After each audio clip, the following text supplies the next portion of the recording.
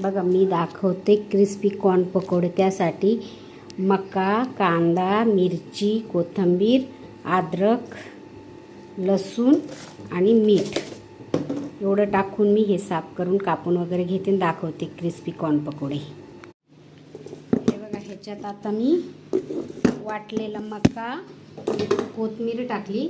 आता कांदा आणि मिरची टाकते आणि थोडंसं बेसन पीठ टाकते 1 चम्मच. हे सगळं टाकून मिक्स करून त्याचे पकोडे मिक्स केले ना. आता तेलामध्ये मी बघा सोडते स्वीट कॉर्न पकोडे.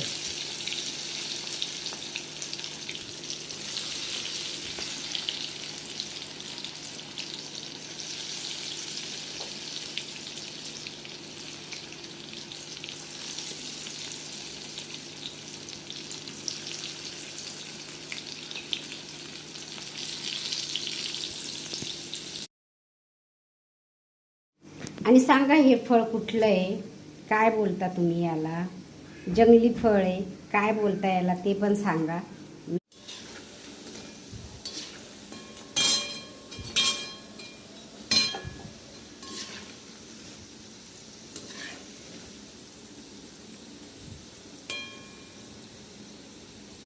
बघा तेलातून काढले ना असे कॉर्न पकोडे तयार, मक्याचे भजे तयार.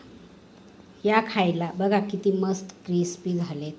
हे बघा एकदम मस्त.